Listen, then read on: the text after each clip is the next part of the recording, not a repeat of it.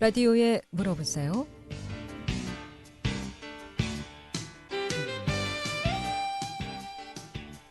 여러분 안녕하십니까? 라디오에 물어보세요. 진행의 김혜정입니다. KBS 원주방송국 라디오에 물어보세요는 매주 월요일부터 금요일까지 우리 생활과 밀접한 다양한 분야의 생활 상담을 해드리고 있습니다. 오늘은 재갈철 변호사 모시고 법률 상담하겠습니다. 요즘 원주권 부동산 거래 아주 활발히 이루어지고 있다고 하는데 부동산 거래 시 주의사항에 대해서 좀 알아보고요. 부동산 거래 외에도 시간이 좀 남으면 판결물 받았는데도 돈을 못 받는 경우 어떻게 좀 처리해야 되는지 도움 말씀 들어보도록 하겠습니다. 이 밖에도 여러 가지 유치권이라든가 친권, 양육권, 또 고소고발, 사고나 분쟁으로 법적인 조언이나 상담 필요하신 분 지금 전화 주시면 상담 받을 수 있겠습니다. 미리미리 전화 주셔서 상담 받으시길 바라겠습니다. 방송 끝날 쯤에 전화해서 상담 못 받는 경우가 많은데요. 이용호 씨 상담 전화 764국에 6335번, 764국에 6336번 또는 50원의 정보 이용료 있는 문자 샵 8950, 샵 8950으로 상담해 주시면 되겠습니다. 재갈철 변호사 모시겠습니다. 안녕하십니까? 안녕하십니까? 네. 자, 오늘 부동산 거래 시 어떤 점에 좀 주의를 하고 거래를 해야 되는지 좀 알아보도록 하겠습니다. 자, 부동산, 내가 아파트를 또는 땅을 사야 될 때 또는 팔아야 할 때 어떤 점에 먼저 좀 주의를 해야 될까요? 주의해야 될 사항이 아주 많지만요. 네. 일단은 제가 방송에서도 여러 번 말씀드린 바 있듯이 무조건 알던 모르던 그거에 대한 지식이 있던 전문가들한테 맡겨놓지만 말고 본인의 눈으로 등기부는 꼭 확인을 하셔야 됩니다. 네. 이제 전문 용어로는 등기사항 전부 증명서라고 그러고 우리는 속칭 등기부 얘기하는데 그거를 꼭 확인하셔야 되는 게 어떤 분들은 등기부는 개인정보와 유사하게 내가 알 수 없는 거고 그것을 발급받는 게 절차가 복잡한 거로 알고 계시는데 절대 그렇지 않습니다. 대한민국에 있는 모든 토지와 건물은 등기부가 이론상으로 물론 없는 게 있습니다. 누락된 게 있긴 하지만 이론상으로는 모든 토지와 건물은 등기부를 가지고 있어야 되고요. 사람이 이론상으로는 모두 주민등록증을 갖고 있는 거와 마찬가지로 근데 주민등록증이 없으신 분도 있죠. 그런 거와 마찬가지로 이론상으로는 모든 토지와 그 건물은 등기부가 있어야 되고요. 그 등기부는 누구나 열람할 수가 있습니다. 그렇기 때문에 항상 부동산 거래를 할 때는 등기부를 확인하는 것을 완전한 필수 조건이라고 생각하시고요. 등기부는 인터넷에서 포털 사이트에 찾아보면 인터넷 등기소라고 쳐보면 거기에 대한민국에 있는 모든 집원의 토지와 건물에 대해서 등기부를 확인할 수 있는 쉽게 확인할 수 있는 한 건에 700원, 1,000원 이 정도만 내면 되거든요. 그걸로 꼭 확인을 하셔라. 이게 이제 제가 첫 번째로 드릴 수 있는 말씀이고요. 등기부라고 하는 거는 인간으로 볼 때는 이제 주민등록증, 이름이죠. 이런 거 같은 거예요. 그래서 부동산을 살 때 내가 이 부동산이 도대체 누구 소유이고 그리고 이 부동산은 몇 평이고 그리고 이 부동산은 어떤 구조를 가지고 있고 건물이라면 이 부동산은 어디부터 어디까지의 대충 위치에 있고 집원이죠. 그리고 실제로 이 부동산의 용도는 무엇이고 또 가장 중요한 거 이 부동산에 도대체 붙어있는 제한 물건들이라고 보통 얘기를 하는데 붙어있는 제한들이 있잖아요. 예를 들면 우리가 쉽게 말하는 담보로 저당 잡혀 먹었다라고 표현을 하는 근저당. 담보권이 그리고 누군가에게 전세를 준 거, 전세권. 그리고 여러 가지 압류, 가압류 이런 부동산은 되도록이면은 매수를 하지 않거나 할 때라도 그걸 해결할 수 있는 방식으로 매수를 해야 되기 때문에 꼭 부동산 등기부를 확인해야 되는 겁니다. 다시 한번 쉽게 말하면 실질적으로 부동산 거래를 할 때는 그 부동산에 대한 아주 기본적인 정보, 가장 중요한 이 부동산이 도대체 무슨 문제가 있는지를 확인할 수 있는 등기부를 꼭 확인하셔라. 이게 첫 번째 조건입니다. 네. 그러니까 팔 때는 큰 문제가 없겠습니다만 살 때 좀 그렇죠? 주의를 해야 된다는 점이죠. 파는 사람이야 돈 받고 넘기고 싶어하는 마음이 있겠지만 사는 사람은 항상 등기부를 주의 깊게 봐야 하고요. 부동산 거래를 할 때 중개사라든지 전문가의 도움을 받는 분들도 반드시 자기 눈으로 확인하는 절차가 필요합니다. 네, 상담 전화 받겠습니다. 764국에 6335번 전화 주셨습니다. 연결합니다. 여보세요? 여보세요? 네, 안녕하십니까? 네. 뭐 좀 여쭤볼게요. 네, 말씀하세요. 그 등기부 등본을 제가 보고 집을 샀거든요. 네. 제가 볼 때는 정확하게 등기부 등본 보고 샀고, 그 다음에 시장에 가서 도면이 어떻게 생겼나 하고 그 똑바로 보고 샀는데, 네. 한 10년 넘게 살았죠? 10년 넘게 살았는데, 옆집에 사는 사람이 그 집을 자기네 땅이 침범을 했대요. 네. 자기네 땅이. 네. 그래서 뭐 이렇게 뭐 재는 사람 와가지고 막 재더라고요. 네. 그래서 재지 말라고 나는 분명히 시청이나 뭐 등기부 등본 다 보고 샀는데 왜 맘대로 재냐? 그랬더니 지네끼리 나 없을 때 막 재가지고 빨간 거를 막 이렇게 칠해놨어요. 네. 지네 땅이라고. 예. 그래서 지네 땅이라고 우기는데 이런 건 어떻게 된 거예요? 제가 이제 다음에 드릴 바로 그 말씀이었는데 예. 항상 이런 문제가 많이 발생을 합니다. 부동산 예. 같은 경우에는 아까 말씀하신 대로 등기부도 보고 도면도 예. 보고 샀지만 실제로 경계를 측량해 보지 않고 사면은 이런 문제가 예. 발생할 수가 있어요. 그래서 쉽게 얘기하면 첫 번째, 만약에 측량 결과 남의 땅을 내 건물이 침범한 게 맞다면 예. 어쩔 수가 없어요. 그거를 법적으로는 철거를 하거나 이 사람한테 지료를 넘겨주는 수밖에 없고, 다만 그 부분이 조금 작다면 시효 취득을 주장할 수도 있는데 10년밖에 안 됐으니까 이건 그것도 어려워요. 그래서 그러면 몇 년 살아야 돼요? 20년. 그래서 예. 현실적으로 지금 제가 보기에는 시효 취득을 주장하기도 좀 어려울 것 같고, 뭐 20년 넘으면 어떻게 된 거예요? 20년 넘으면 주장할 수 있는 가능성이 있는 건데 그것도 쉽지 않아요. 그러니까 남의 땅을 내 건물이 침범하는 경우가 상당히 많거든요. 처음에 건축할 때 측량을 잘못해서 그런 건데 그 경우에는 실질적으로 방법이 없다고 봐야 됩니다. 그 방법이 없으면 부셔야 돼요, 그러면? 부시거나 아니면은 지료를 줘야죠. 지료가 뭐예요? 임대료. 남의 땅을 쓰고 있으니까 제가. 그런 방법밖에 없습니다. 현실적으로. 지금 보니까 제가 50이 넘었는데 네. 이 땅을 30대 때 산 것 같은데 20년이 넘은 것 같아요. 네. 응? 그러면은 아까 뭘 시효 취득? 시효 취득을 주장을 하는 거는 땅을 산 게 중요한 게 아니라 네. 건물이 다른 사람 땅에 걸쳐 있을 때 내가 뭐 좀 복잡하지만 내가 실제로 이걸 내 땅인 줄 알고 점유를 하고 있었으니 이건 20년이 넘었으니 내 땅이다라고 주장할 수 있는 여지가 있다는 얘기지, 그것이 뭐 20년 넘으면 반드시 내 땅이 된다는 얘기는 전혀 아니거든요. 그렇기 때문에 원칙적으로는 철거를 하거나 땅값, 그러니까 임대료를 도지라 그러지요. 그거를 주는 수밖에 없어요. 원칙적으로. 요게 보니까 그래서 잰 사람한테 제가 다시 전화를 했어요. 아니 그러면 내가 잘못도 아니고 내 잘못한 부분은 그냥 내가 벗고 이거 부시겠다. 그리고 시청에 그걸 뭐 허가를 잘못 내줬으니까 그 사람도 뭐 다 잘라라. 내 머리도 자르고 그 사람 머리도 다 잘라라 이랬더니 뭐 한다는 소리가 위에 가서 맨 처음에는 막 층계로 올라가서 막 재더니 쬐끔 들어갔어요 이러더라고요. 보니까 나도 조면을 나중에 우리 것만 봤지 본인 상대방 거는 안 봤거든요. 삐죽하게 쬐끔 들어갔더라고요. 쬐끔. 네. 쬐끔 들어갔기 때문에 제가 취득 시효를 주장할 수 있는 여지가 있다고 하는 거고요. 대부분의 건물들이 다 쬐끔 들어갑니다. 많이 들어가는 경우는 많이 없어요. 그래서 그 부분은 나중에 법적인 분쟁이 생기면 결국에는 뭐 어차피 부시기는 어렵거든요. 그 쬐끔이라고 그렇죠. 하더라도 귀퉁이를. 그래서 나중에 결국 지료를 주는 방식으로 해결이 됩니다. 통상적으로. 지호가 뭐예요? 땅 임대료. 임대료. 예. 임대료. 예.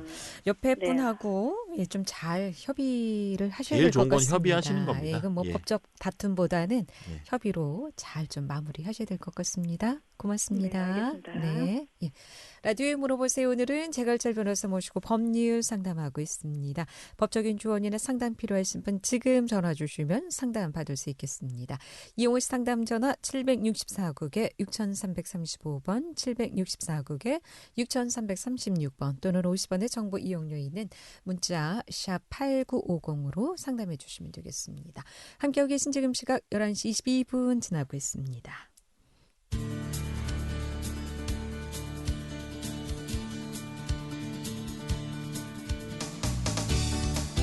여러분께서는 KBS 원주방송국에서 진행해드리는 라디오에 물어보세요를 듣고 계십니다.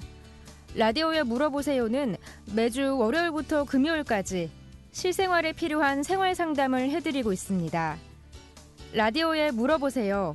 지금 여러분의 상담 전화를 받고 있습니다. 전화 주실 곳은 764-6335번, 764-6336번입니다. 지금 전화 주시면 전문가와 바로 상담하실 수 있습니다.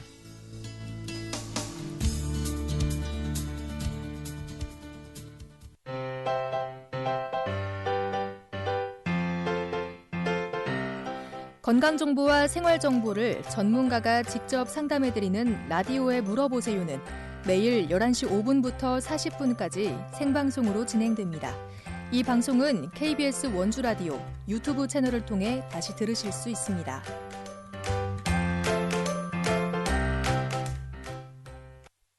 네, 라디오에 물어보세요. 오늘은 법률 상담하고 있습니다. 법률적으로 좀 어려운 일이나 좀 곤란한 일, 또 어떻게 해결해야 되는지 어려운 일 있으시면 지금 전화 주시기 바랍니다. 이용호 씨 상담 전화 764국에 6335번, 764국에 6336번 두 대의 전화 준비되어 있습니다. 자, 아파트 같은 경우에는 이런 문제가 없죠. 뭐 몇 땅이니 몇 땅이니. 실질적으로 남의 땅을 침범해서 아파트가 지어지는 경우는 극히 드물기 때문에 간혹 있기도 하지만 뭐 아파트 같은 경우는 이런 경계 침범의 문제가 별로 없는데요. 주택 특히 뭐 일반 건물과 주택에는 작은 규모의 건물과 주택에는 늘 있는 일이라서 주의를 해야 됩니다. 안 그런데 그래도 이런 사항들이 등기부에서는 확인을 할 수가 없는 사항인가요? 네, 등기부에는 확인을 할 수가 전혀 없는 거고요. 네. 제가 안 그래도 이 부분에 대해서 이제 두 번째로 유의하실 부분에 대해서 말씀을 드리려고 했던 게 경계, 이 부동산의 실제로 위치와 경계를 꼭 확인하셔라 이런 얘기를 말씀을 드리려고 했던 건데요. 근데 제가 말은 이렇게 하지만 그게 극히 어려워요. 왜냐하면 아까 그 청취자분께서 통화하신 저랑 청취자분께서도 분명히 난 등기부도 확인하고 설계도까지 확인했는데도 이 부분을 내가 알지 못했다라고 하는데 맞는 말이에요. 등기부도 이 부동산이 집원이 뭐 몇 번지다 이렇게 나와 있지 어느 위치에 어떤 위치에 있는지는 나와 있지가 않거든요. 면적도 나와 있고 집원도 나와 있지만 실제로 그 위치가 나와 있지는 않습니다. 그리고 아까 말씀드린 대로 설계도를 보더라도 그게 어떠한 모양으로 이 집이 생겼다는 거는 알 수가 있지만 그 집이 어느 위치에 있는지는 알 수가 없거든요. 그렇기 때문에 이 위치, 즉 남의 땅을 침범했는지 안 했는지 이런 거를 알 수 있는 방법은 현실적으로 측량을 하는 방법밖에 없는데요. 근데 지번이라는 게 있지 않습니까? 지번을 가지고 예를 들면 제가 이제 이렇게 말씀드릴게요. 예를 들면 뭐 원주시 무실동 1번지다라고 하면 예를 들면 그 지번을 우리는 알고 있지만 그 무실동 1번지 땅을 가서 봤을 때 우리 눈으로 봤을 때 그 1번지 땅이 어디서부터 어디서 끝나는지는 알 수가 없잖아요. 그것처럼 현황이라는 거는 측량을 해보지 않고서는 알 수 있는 방법이 전혀 없어요. 그러면 이런 반문들을 많이 하실 겁니다. 아니 부동산을 누가 매입하는데 누가 일일이 다 측량을 하고 사냐. 뭐 건축할 때나 측량을 하는 거지 누가 매입할 때 측량을 하냐라고 이제 반문하시는 분들이 있는데 그게 맞는 말씀이에요. 예를 들면 뭐 저는 이런 사례도 있었거든요. 공장 용지를 누가 여기서부터 여기가 뭐 100평인데 공장을 지을 수 있는 땅이다. 그래서 등기부에는 공장을 지을 수 있는 공장 용지로 되어 있고 실제로 허가도 난다고 하니까 샀던 거예요. 근데 알고 봤더니 한 20평 정도가 산으로 들어가 있는 겁니다. 그러니까 100평도 맞아요. 그리고 그 공장을 지을 수 있는 것도 맞는데 실제로 그 사는 사람 입장에서는 그 산은 산이니까 나머지 평지만 내 땅이라고 생각하고 샀는데 20평에 대해서 내가 20평이 소유를 할 수 없는 경우. 20평이 실질적으로는 산에 들어가 있는 거예요. 공장을 못 짓는 땅인 거죠. 돌산이니까. 네. 그래서 나는 입장에서 보면 실제로 공장을 지을 수 있는 땅은 80평밖에 되지 않기 때문에 손해를 봤다라고 소송을 하고 또 그 매도인은 내가 다 설명해 주지 않았냐. 이 100평짜리고 100평짜리고 여기 위치를 알려줬으면 나는 설명을 다 한 거다라고 했을 때 애매한 그런 소송도 있었던 적이 있는데 이것처럼 위치와 경계를 알아두는 게 상당히 중요해요. 그럼 아까 말씀드린 대로 그런데 그걸 알 수 있는 방법은 측량밖에 없는데 측량도 현실적으로 비용도 들고 하기가 어려운 부분도 있어요. 매수할 때. 그래서 적어도 요즘에는 좀 세월이 좋아져서 포털 사이트에 보면 위성 지도가 나옵니다. 네. 적어도 그 위성 지도가 법적으로 효력이 있거나 뭐 반드시 그 뭐 경계와 일치하지는 않아요. 오차도 많지만 적어도 위성 지도에 나와 있는 정도의 그 위치랑 경계 정도는 꼭 눈으로 확인을 하셔라. 예를 들면 나는 여기서부터 여기까지가 내 땅인 줄 알고 샀는데 알고 봤더니 그거 다 남의 땅이었고 나는 이 잘못 알고 이 땅을 구입하게 되는 이런 경우가 있을 수 있으니까 제가 아까 말씀드린 데 첫 번째로는 법적인 사항을 확인하기 위해서 등기부를 확인하라. 두 번째로는 현황을 꼭 확인하라. 위치와 경계를 말하는 거죠. 제일 좋은 거는 측량을 하는 거지만 측량이 어려우면 적어도 포털 사이트나 이런 데에서 나와 있는 위성 지도를 보고 그럼 위성 지도에는 표시가 돼 있습니까? 경계가 어떻게? 표시가 돼 있죠. 그래서 지적도라고 하는데 지적도를 띄워도 이 땅의 모양은 나오는데 어차피 네. 위치는 나와 있지가 않아요. 그래서 포털 사이트의 위성 지도를 보면서 참고하는 수밖에 없습니다. 그렇다면 이게 예전에 뭐 내가 집을 지었고 땅을 샀다면 분명히 측량해서 했을 텐데 왜 이렇게 그러면 잘못 경계라든가 위치가 이렇게 잘못돼 있을까요? 그거는 저도 아직도 궁금한 건데요. 이제 전문가들에게 이제 왜 옛날 사람들도 다 측량을 해가지고 건물을 짓는데 네. 왜 몇십 년 된 건물을 다시 측량해 보면 항상 남의 땅이 측량해 있고 제 방송에서도 여러 번 말씀드렸는데 한 마을 전체가 다 밀리는 경우도 있어요. 뭐 1번 집이 2번 집의 땅을 침범해 있고 2번 집이 3번 집의 땅을 침범해 있고 이게 연쇄적으로 이웃집들이 다 남의 땅을 침범한 경우도 있어서 제가 추측컨대 전문가의 의견과 이런 얘기를 들어봤을 때는 아마 과거 일제시대 때나 아니면 옛날에 기술이 부족했을 때 측량이 잘못된 게 아닌가 싶습니다. 예. 계속해서 상담 전화 받습니다. 이번에 764국에 6335번 전화 주셨습니다. 연결하겠습니다. 여보세요? 여보세요? 앞자리에 전화 드렸던 그 사람인데요. 네네. 그 유성으로 그때 당시도 봤거든요. 근데 유성으로는 정확히 그 도면이 안으로 들어가 있더라고요, 그게. 그러면은 그 나중에 잰 사람들도 오류가 있을 수 있죠? 그 얘기를 지금 제가 말씀을 드릴 수가 없는 게 측량의 전문가가 아니기 때문에 변호사는 측량의 전문가는 이제 보통 우리 국토정보공사라고 하는데 거기서 보통 측량을 많이 하는데요. 일단 그 부분은 제가 답을 드리기가 어렵고 그거는 측량의 전문가한테 질문하는 게 맞을 것 같습니다. 네, 보통 이 측량을 해보면 남의 땅이 내 집으로 들어와 있을 수도 있고 또 내 집이 남의 땅으로 또 들어가 있는 경우도 있던데 그렇지는 않던가요? 전화가 끊기는 것 같습니다. 그런 경우도 좀 종종 있죠. 네, 많이 있어요. 아까 제가 말씀드린 대로 한 마을이 다 밀리는 경우가 있다는 얘기는 분명히 한 사람이 측량을 잘못한 게 아니라 전체적으로 그 마을의 측량 자체가 뭔가 기준점이 잘못된 걸로 추측이 되는데 왜냐하면 그건 제 전문가가 아니라 가지고 지금은 제가 알기로는 GPS나 이런 과학기술의 발달로 측량의 오차가 옛날보다 많이 줄었다고 합니다. 측량도 항상 오차가 있거든요. 근데 오차가 많이 줄었는데 예전에는 좀 오차 있게 측량이 되다 보니 또는 기준점이 좀 잘못 설정되다 보니 그런 일이 벌어진 게 아닌가 싶은데요. 현실적으로 법적으로 볼 때는 어찌됐건 남의 땅을 침범해가지고 있는 현 상태에 대해서 해결할 수 있는 방법은 협의하는 방법밖에 없습니다. 그러면은 협의를 하게 되면 내가 지료를 내더라도 내가 이만큼의 우리 땅이니까 다시 영역 위치라든가 또는 그 경계를 다시 좀 조정이 가능한 건가요? 그거는 경계나 위치를 조정하기 위해서는 아예 매수를 땅을 사가지고 합병을 하거나 분할하거나 이런 방법을 해야 되는데 현실적으로는 상당히 어렵고 곤란합니다.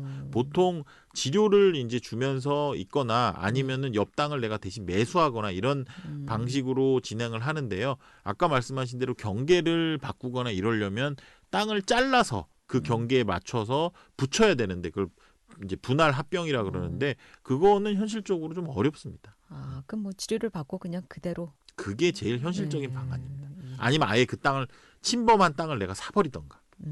그렇군요.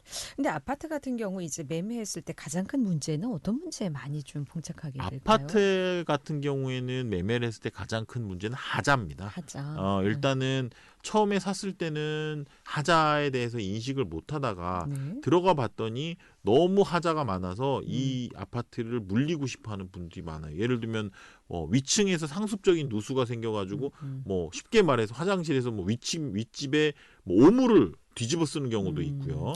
그리고 뭐 환기라든지 설계상의 과실로 인해서 실제로 환기가 되지 않아서 또는 밖에와 안의 온도차로 인해서 항상 결로가 생겨서 항상 곰팡이가 쓰는 아파트도 있고요. 그리고 타일이나 뭐 이런 붙임이 적절치 않고 또는 바닥 시공이 제대로 돼 있지 않아서 타일이 다 들떠버리는 아파트도 있고요. 이런 하자들에 대해서 그리고 또 어떤 아파트들은 세월이 지나면서 이제 아파트가 마르지 않습니까? 처음에 촉촉하다가 이제 시멘트가 점점 말라가면서 뒤틀어지는 아파트도 있어요. 그러면은 창틀이 이렇게 목정이 네모난 게 있다가 막 이렇게 창틀이 꼬여가면서 창문이 안 닫혀버리는 그런 경우도 있고 여러 가지. 가는 경우도 네, 있고. 뭐 그런 것도 늘 흔한 거고. 매수했는데 불구하고 그런 하자가 있을 경우에는 어떻게 좀 그래서 그 협의가 하자의 입장에서 보면 상당히 그 복잡한 문제, 법률적인 문제가 생기는 게 뭐냐면 원칙적으로 하자는 매도인한테 묻는 게 맞아요. 네가 집을 팔았으니까 이 하자에 대해서 네가 보수를 해라라고 청구를 하는 게 맞는데 실질적으로 요즘에 아파트는 매도인이 짓지 않습니다.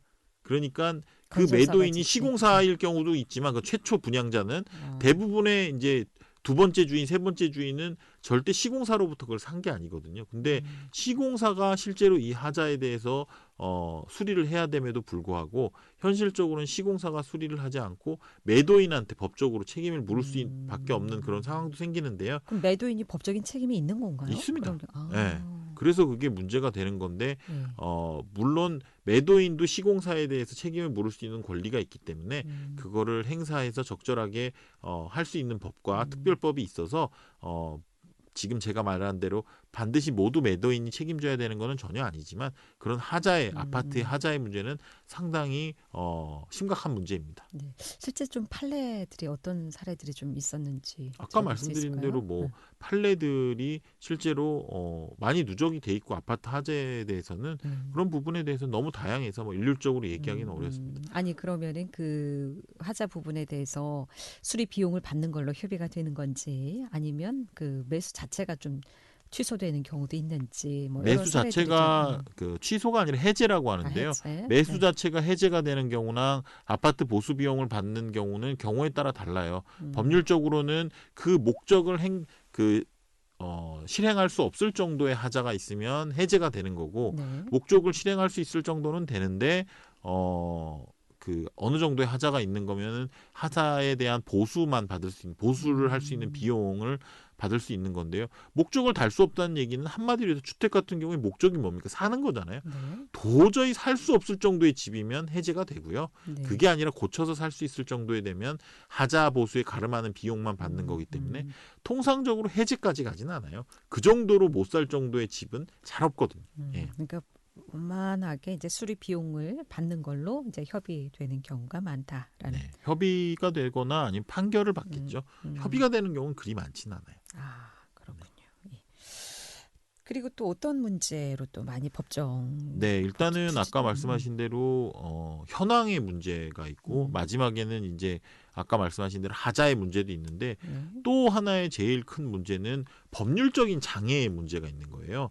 뭐 아파트를 사거나 뭐 내가 농사지을 땅을 사거나 이런 거에 대해서는 뭐 큰 문제가 없는데 내가 여기다 주택을 전원주택의 청운의 꿈을 꿈고 이제 내려와서 땅을 샀어요.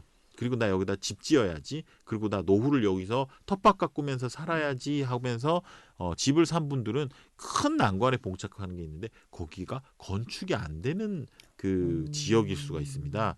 그래서 항상 아까 제가 뭐 법률적 장애라 그랬는데 네. 항상 항상 토지를 매수해서 거기서 뭔가 건축 행위라든지 일정 부분의 개발 행위를 하고자 하시는 분들은 그 행정적 규제사항, 인허가가 나는지에 대해서 반드시 관할 관청에 확인해서 그 부분을 꼼꼼히 살펴보아야 될 부분이 아주 많습니다. 그러면 집을 지을 수 있는 땅인지 아닌지 보통 이제 뭐 보면 전원주택지 매매해서 플랜카드들이 많이 붙어 있던데 그런 거 믿고 그냥 사서는 안 돼. 절대 안 됩니다. 그런 소송을 제가 얼마나 많이 전원주택지 매매에 가서 구입을 할 때는 주의해야 될 사항이 아주 많은데요. 네. 첫 번째로는 분할이 되는 건지. 그러니까 그분들은 대부분 통으로 그 지주들한테 그걸 사가지고 거기다가 쪼개고 분할이라 그러죠. 쪼갠 다음에 거기다 토목공사 집을 지을 수 있도록 평탄화 작업을 해주고 그다음에 거기다가 상하수도 전기를 놔준 다음에 그걸 분양하는 걸 약속한 그런 게 대부분의 이제 전원주택지를 파는 건데 첫 번째로 분할이 안 되는 경우가 생겨요. 그러면은 나는 보통 매수할 때는 뭐 이 큰 덩어리 땅에 뭐 몇 분의 몇을 지분으로 매수를 하면서 돈을 주거든요. 근데 그건 아무짝에 쓸모가 없어집니다. 나중에. 분할이 안 되면 난 거기다 집을 지을 수가 없어요. 그리고 두 번째로는 도로의 문제. 네. 과연 이 전원주택지는 도로가 일단 분할이 되는지 쪼개지는지 한마디로 내 땅과 네 땅 전원주택지를 분양받은 사람이 10명 있으면 10개의 땅으로 나눠질 수 있는지 또 길이 있는지도 봐야 그리고 되고. 길이 있는지 그리고 만약에 쪼개지고 길이 있다고 치더라도 인허가가 날 수 있는 땅인지 어떤 땅은 그냥 무책임하게 땅만 팔아놓고 그냥 실제로 거기에 집을 못 짓는 땅만 팔아가지고 정말 그 옛날에 기획부동산에서 그런 일이 많았는데 그냥 땅만 파는 거 그냥 사면 나중에 그 아무짝에 쓸모없는 땅인 경우도 있고요. 뭐 현장 가보면 뭐 네. 산인 경우도 있고 하천인 경우도 있고 뭐 그렇다고 산이고 하던데. 하천인 경우도 있죠, 당연히. 예, 그렇고 그 다음에 이제 아까 말씀드린 모든 이제 부동산 그 전원주택지가 그렇다는 게 아니라 정확하게 제대로 분양하시는 분들도 있죠. 그러나 우리는 눈으로 볼 때 일단 첫 번째로 분할이 가능한지, 도로가 있는지, 상하수도가 낮이는지, 그리고 전기가 들어오는지 그런 부분에 대해서 꼭 확인을 하셔야 됩니다. 예. 오늘 여기까지 듣겠습니다. 고맙습니다. 오늘 재갈철 변호사 모시고 법률 상담했고요. 내일 이 시간에는 원주 세브란스 기독비영원 이비인후과 이은정 교수 모시고 이비인후과 질환에 대해서 상담하겠습니다. 함께해 주신 여러분 고맙습니다. 안녕히 계십시오.